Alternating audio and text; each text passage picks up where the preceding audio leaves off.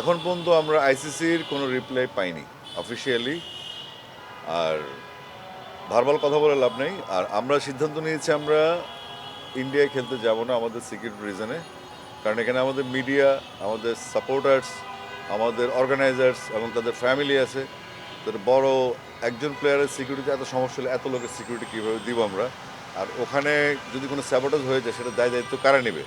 তো আমরা আমার দর্শক, মিডিয়া এবং আমাদের অর্গানাইজার প্লেয়ার্সদের তারপরে একটা চাপ থাকে যে আপনি সিকিউরিটি চিন্তায় প্লেয়াররা তো খেলবে ক্রিকেট, ওরা নিরাপত্তা নিয়ে ভাবলে খেলবে কীভাবে? তো সেটা আমাদের চিন্তায় রাখতে হবে মাথায়। তো সেই হিসাব করে আমরা আপাতত ভার্বাল আলাপ যেটা সেটা হচ্ছে আমরা আমরা নিশ্চয় মনে আছে শ্রীলঙ্কায় অস্ট্রেলিয়া খেলতে যায়নি এক সময়, তারা ওয়াক ওভার দিয়ে এসেছিলো। তো আমরা ওইরকম কোনো অপ্রীতিকর ব্যবস্থা চাচ্ছি না। আমরা চাচ্ছি যে আইসিসি একটা সলিউশনে আসুক এবং আমরা যেহেতু ভেন্যু শ্রীলঙ্কা এবং ইন্ডিয়া, আমরা তাহলে শ্রীলঙ্কায় ফেভার করতে চাচ্ছি আর কি।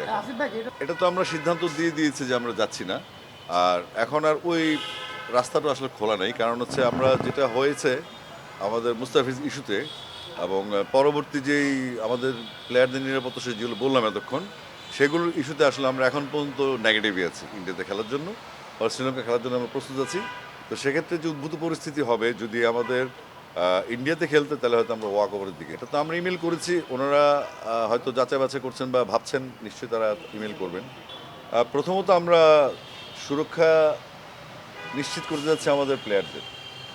তো এটার সমাধান আগে হোক, আমাদের এই টি-20 ওয়ার্ল্ড কাপটা যাক এবং টি-20 ওয়ার্ল্ড কাপের সামনে কী সিদ্ধান্ত আসে, আমরা কী সিদ্ধান্ত নেই আমাদের টিম নিয়ে, সেটার উপর ডিপেন্ড করে আমরা আসলে ফিউচারটা ভাববো। আমরা এখন পর্যন্ত কোনো হোম অ্যান্ড সিরিজ বা কোনো ট্যুরের ব্যাপারে কোনো সিদ্ধান্ত আমরা নিইনি এবং কারো কোনো সিদ্ধান্ত আমরা পাইনি।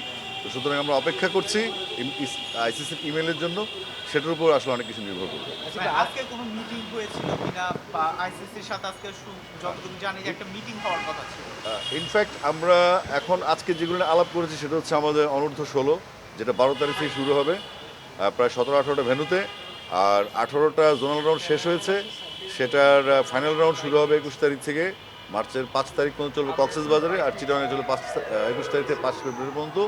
আর সেটার হোটেল বুকিং, প্লেয়ারদের ফ্যাসিলিটিস, প্লেয়াররা কীভাবে থাকবে, কীভাবে খেলার 3 দিনে যেহেতু খেলা হবে সেখানে, তো সেটার প্ল্যান নিয়ে আসলে বেসিক্যালি আসছি। তারপর নারী ক্রিকেটের যে নেপাল ট্যুর আছে সামনে, এবং নারী ক্রিকেটের যে ফ্যাসিলিটিসগুলো আছে, যে আমরা যে ডিস্ট্রিক্টগুলো ভিজিট করেছি যেখানে কী কী ফ্যাসিলিটি শর্টেজ আছে সেগুলো ফাইন্ড আউট করেছি আমরা। এবং সেটার জন্য আমাদের যেই গিয়ার্স, ইনস্ট্রুমেন্টস বা খেলার যে সরঞ্জামাদি, মাঠের যে সরঞ্জামাদি, মাঠের বিষয়ে সেগুলো নিয়ে আমাদের গ্রাউন্ডস লেভেল থেকে ক্লিয়ারেন্সটা দেওয়া হয়েছে, যে যন্ত্রপাতি যেগুলো আমরা প্রতিশ্রুত বা যেগুলো প্রয়োজন মাঠের জন্য। উত্তরবঙ্গের 8টা জেলা এবং পার্বত্য 3টা জেলা সহ 2-1টা জেলা ইনক্লুড হয়েছে, যেগুলো আমি ভিজিট করেছি। তো সেগুলোর যন্ত্রপাতিগুলোর জন্য অলরেডি আমাদের টেন্ডার পারচেসে চলে গেছে জিনিসটা।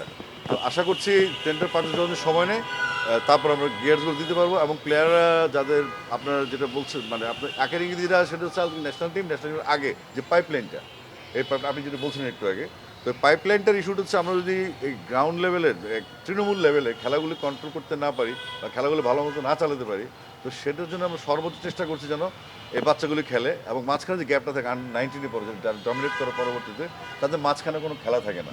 তো সেই খেলাটার জন্য আমরা 20 থেকে 23-এর মধ্যে একটা টুর্নামেন্ট অ্যারেঞ্জ করছি যেন ওই প্লেয়াররা খেলা থাকে। পাশাপাশি আমরা ইউনিভার্সিটি ক্রিকেটটা করছি এবং প্রাইম ব্যাংক স্কুল ক্রিকেটটার জন্য আমরা খুব জোরে সোরে নামছি নতুন আঙ্গিকে। পাশাপাশি আমরা ইনভলভ করছি মাদ্রাসাকে, মাদ্রাসার সফট বলে, আর ইংলিশ মিডিয়াম স্কুলগুলো আমরা সংযুক্ত করছি এখানে। পাশাপাশি আপনারা দেখবেন বাংলাদেশের বিভিন্ন জেলায়, ঢাকা শহরের বিভিন্ন জায়গায় ছিন্নমূল শিশু বা যারা একটু দুরবস্থায় আছে, তাদের এসওএস শিশুপল্লীর মতো জায়গায় বা হোস্টেলে হলে থাকতে হয় তাদেরকে, তাদেরকে মানে একটা এনজিও টাইপের আশ্রয় প্রশ্রয় থাকতে হয়। ওই বাচ্চাগুলোকে, সুবিধাবঞ্চিত যারা শিশু আছে, তাদেরকে মেন স্ট্রিমে নিয়ে আসে, অর্থাৎ টোটাল যে এজ লেভেলটা আছে, বাচ্চারা যেখানে আছে খেলাধুলা করে, পড়াশোনা করে, তাদেরকে ইনভলভ করার জন্য আজকে বেসিক্যালি আমার এখানে আসে। ভাই যেটা হচ্ছে অসুবিধা নেই। আসলে আমরা ওই ক্রিকেট বাজ থ্রুতে যত নিউজ হচ্ছে যেখানে হচ্ছে, এর বাইরে কোনো অথেন্টিক কোনো নিউজ হচ্ছে না আইসিসির থ্রুতে। তো সেক্ষেত্রে আমরা অথেন্টিক কোনো কথাও বলতে পারছি না এখন। তো আমরা যতক্ষণ পর্যন্ত মেইলটা না পাবো ততক্ষণ পর্যন্ত কিছু বলবো না, বলতে পারছি না, কারণ এটা একটা বড় সড় বিষয়। আইসিসির এটা আমাদের ক্রিকেট অভিভাবক যেহেতু, তাদের রেসপন্সটা পাওয়ার পরে আমরা আপনাদেরকে জানাবো আসলে আমরা বিকল্প ব্যবস্থা কিনি। এটা হচ্ছে বেসিক্যালি আমার যতটুকু মনে হচ্ছে, আমাদের বেগম খালেদা জিয়ার ওনার ইন্তেকালের পরে আমাদের সিলেটের 3 দিন খেলা বন্ধ ছিল, সেটার জন্য একটা শিডিউল জট তৈরি হয়েছে এবং এই শিডিউল জটটা এড়ানোর জন্য বেসিক্যালি আমরা সিলেটে এক্সটেন্ড করছি। এটা চিটাগাংয়ের মানুষের ক্ষোভ আছে, চিটাগাং অর্গানাইজারদের ক্ষোভ আছে, কিন্তু আমাদেরকে কোনো না কোনোভাবে আইপিএল ওয়ার্ল্ড কাপের আগে টুর্নামেন্টগুলোকে নামাতে হবে। এটা হচ্ছে আপনার বিপিএলটা, তো বিপিএল শেষ করে কিন্তু প্লেয়াররা বিশ্বকাপের প্রস্তুতি নেবে। তো সেক্ষেত্রে আমরা অপেক্ষা করছি আমাদের এই বিপিএলটা কোনোভাবে সিলেট অঞ্চল শেষ করা। এখন পর্যন্ত চিটাগাংয়ের ভেন্যু নিয়ে কোনো সিদ্ধান্ত হয়নি। উপলক্ষটা তো বললাম যে এই 3 দিনের একটা গ্যাপের জন্য আমাদের একটা লজিস্টিক নিয়ে একটা জায়গা থেকে আরেক জায়গায় যেতে হবে। তো সেখানে চিটাগাং প্রস্তুত ছিল, কিন্তু এই গ্যাপটা কাভার করতে গিয়ে হয়তো আমাদেরকে এই সিদ্ধান্ত নিতে হয়েছে বিপিএলটা। সেখানে আমি আসলে বিপিএল গভর্নিং বডিতে আমি নাই, বিপিএলের সাথে কোনোভাবে সম্পৃক্ত না। কিন্তু আমাদের যেহেতু টি20 ওয়ার্ল্ড কাপ সামনে রেখে আমাদেরকে বিপিএলটা নির্দিষ্ট সময় শেষ করতে হবে, সেজন্য 23 জানুয়ারির মধ্যে সর্বোচ্চ চেষ্টা করা হচ্ছে বিপিএলটা শেষ করার জন্য। এবং আমার নতুন সূচি নিশ্চয় আপনারা পেয়েছেন, ঢাকাতে খেলাটা শেষ হবে। এখন পর্যন্ত চিটাগাং কোনো অন্তর্ভুক্তি নেই, বাট আমরা চিটাগাংবাসীকে দুঃখিত। আমি নিজেও চিটাগাং ডিভিশনের একজন কাউন্সিলর, চিটাগাং ডিভিশনতে ডাইরেক্টর এসছে, আমার চাইতে সিম্পেথেস্ট কেউ হওয়ার কথা না। তো এটা নিয়ে আমরা আসলে একটু ক্ষুব্ধ আছি, কিন্তু আমাদেরকে বাস্তবতা মানতে হবে। এটা তো কোনোভাবেই উচিত না। খেলাধুলার জায়গায় খেলাধুলা চলবে, মিউজিকের জায়গায় মিউজিক চলবে, রাজনীতির জায়গায় রাজনীতি চলবে, বাট রাজনীতির বাইরে কোনো কিছুই না। তো এই রাজনীতিটা আসলে আমরা শুরু করিনি, যারা শুরু করেছে তাদেরকে শেষ করতে হবে।